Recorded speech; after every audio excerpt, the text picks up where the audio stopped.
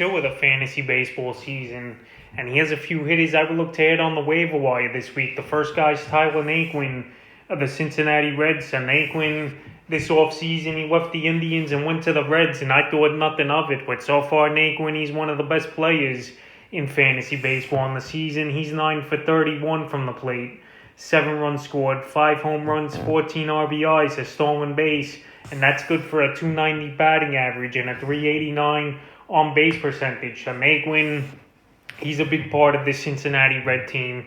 He's been batting first for the most part or sixth this season, depending if they're versing lefties or righties, is this Red team. And Naquin, he's a mainstay in the offense. He's playing every day. And now he's got a pretty good series coming up at the San Francisco Giants here, who their pitching staff ain't great. And I could see Naquin continuing to hit the baseball, and he's getting a real chance this season here with the Reds. He was a former top prospect for the Indians, but it never worked out, and now he's getting an opportunity to really break out and play well in the last few games for Naquin. April 6th versus the Pirates, 3 for 4 with 2 home runs, 7 RBIs. April 7th versus Pittsburgh, once again, 1 for 5 with a homer.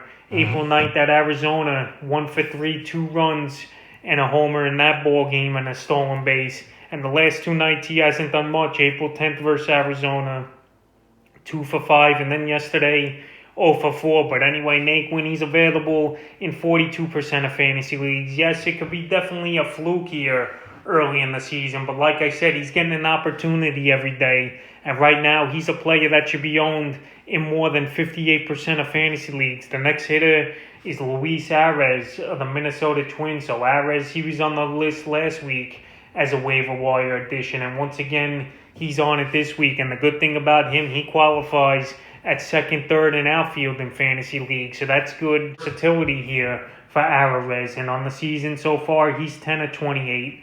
A home run, 5 RBIs, 6 runs scored, a nice .357 batting average, and a .457 on base. So Arres, he's got a thing for getting on base and producing. And right now, he's been on top of the Twins lineup as well, either batting ninth, obviously, as the double leadoff guy, or batting first in the Twin lineup. And he's pretty much playing each and every day right now in the last 3 games here for Arres. 1 for 3 versus Seattle with a homer, 3 RBIs. April 10th versus Seattle, again 0 for 4. And then yesterday, 2 for 3 with 2 runs scored. So he's a table setter. He's a versatile player for this Twin team, and he's playing well right now. And now he's got a good 4-game set coming up versus Boston, a team that really can't get anybody out. So I think Arres can have another good series. And he's a player available in 73% of fantasy leagues. So if you need help on the wire, I would go out there and definitely get him, especially with him qualifying at second, third, and outfield. The next play is Joey Wendell of the Tampa Bay Rays. So Wendell, he's a former top prospect as well, but this season he's starting to get more of an opportunity, I believe, here with the Rays. And just like Arres, he's a guy that is versatile and can play multiple positions here in fantasy baseball. Second, third, and short, Joey Wendell qualifies for. And on the season, he's 8 of 23 on the year. A homer, 7 RBIs, 5 runs scored, a .348 batting average, and a .375 on-base percentage. So Wendell, he's producing. He's in the lineup almost each and every day here for this Ray team. Except versus lefties, you don't see him in the lineup much. But so far, it's been pretty good for him. And he's available also in 80% of fantasy leagues in the last few games here for Wendell. 0 for 2 with Boston on April 7th. April 9th versus the Yankees, 2 for 4 with 2 RBIs and a run scored. And April 10th versus the Yankees, 2 for 3 with a run scored. So if you need some batting average and on-base percentage, and just a guy who could play utility and some infield positions on your fantasy team, I think Wendell is definitely worth an add this week. I know he's not going to have big power numbers, but like I said, if you need some hits on base and some average, you can't go wrong with Wendell. The next player is Colin Moran of the Pittsburgh Pirates. So Moran, he's one of the few players left in Pittsburgh after the big roster haul and turnover the last few seasons. And Moran, he's another guy that's versatile in fantasy baseball. He qualifies at first, second, and third. And so far in the early going of the season, 10 of 32, 2 home runs, 6 RBIs, 5 runs scored, a .313 batting average, and a .436 on base percentage. So Moran, he's playing pretty well for this team,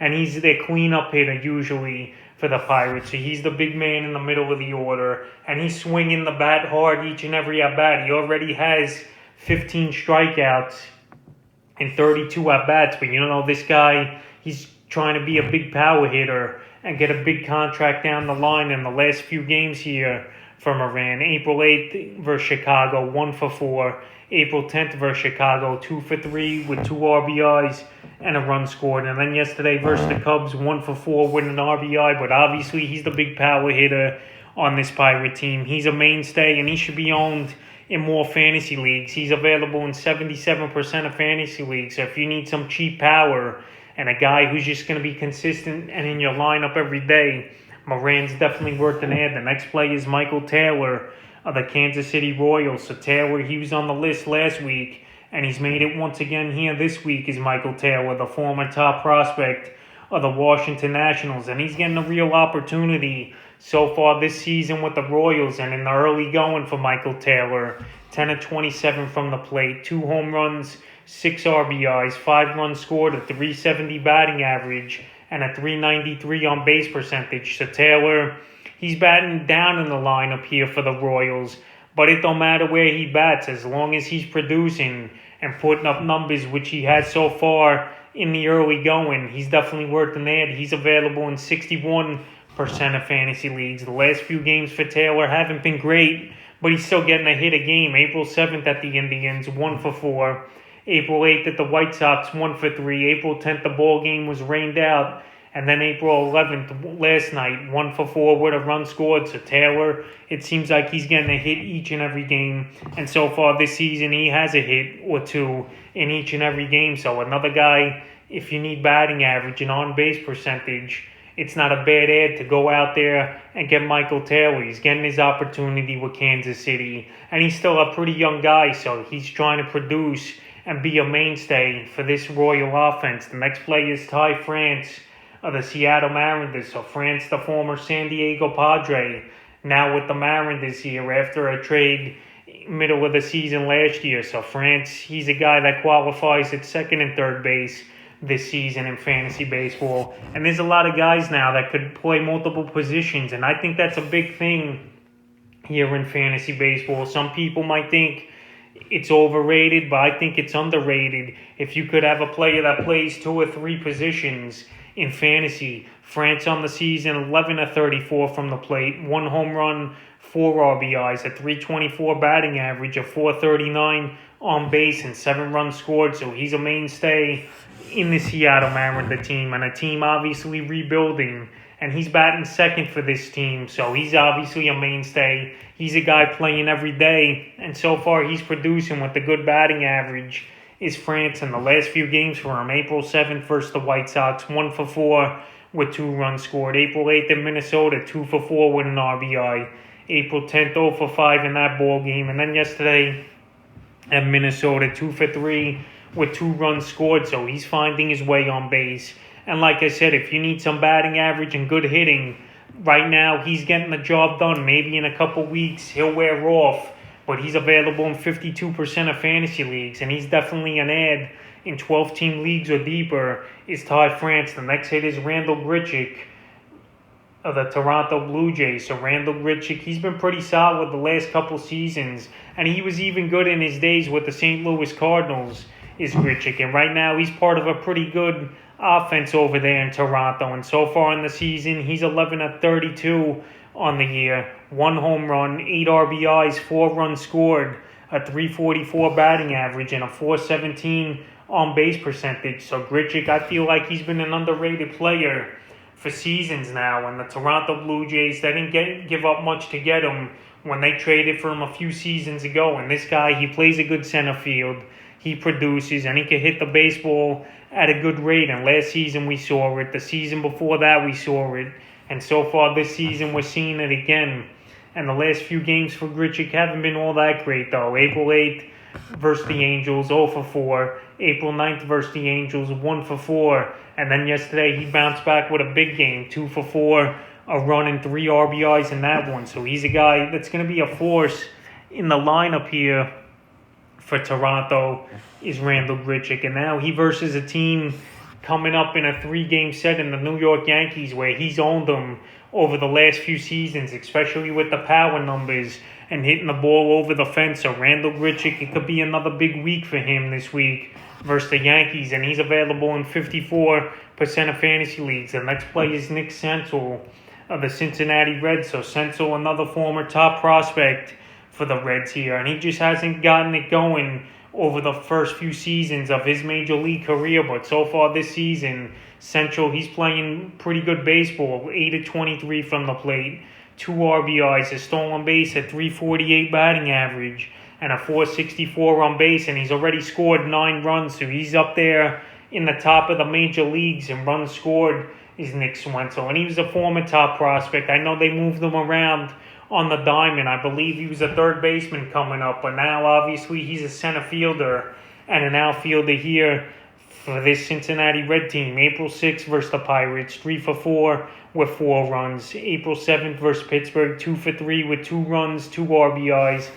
April 9th at Arizona, 0 for 2. April 10th at Arizona, 3 for 4 with an RBI, a stolen base. And yesterday, 0 for 3 at Arizona. So Suenzo, he's coming around. He's scoring a lot of runs. Like I said, 9 so far in the first couple games of the season. And he's hitting the ball at a good rate as well as Suenzo. Some extra bases he's getting.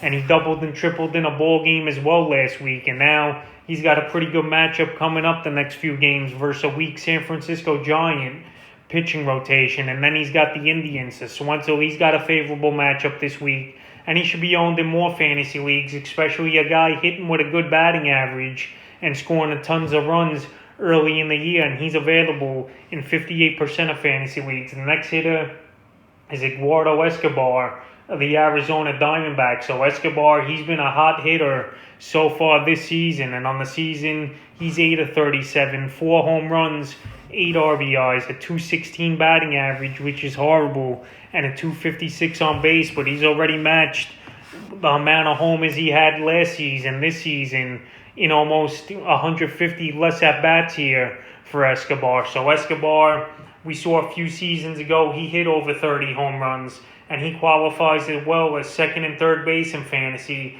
And he's still not getting the respect, I believe, that he should get.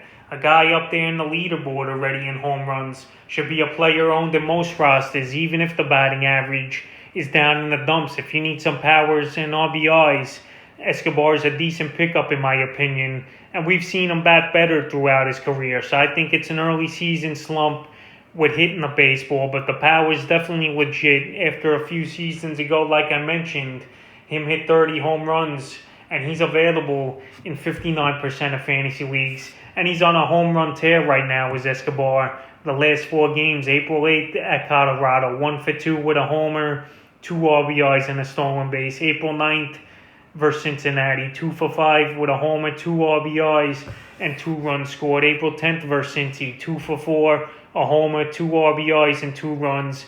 April 11th, yesterday, 2 for 5, a homer, 2 RBIs, and 2 runs. So Escobar, he's got the A's and the Washington Nationals coming up. And tonight he's going for the 5th game in a row with a home run. And I think he could do it as Escobar. This guy's got power. And people, they got to start going out there and adding him in fantasy leagues. Because I don't think it's a fluke that now he's hit a home run in 4 games in a row. And the final hitter I've looked at on waivers this week, Cedric Mullins of the Baltimore Orioles. So Mullins, he was a big pickup last week after he had a 5-for-5 ball game versus the Boston Red Sox.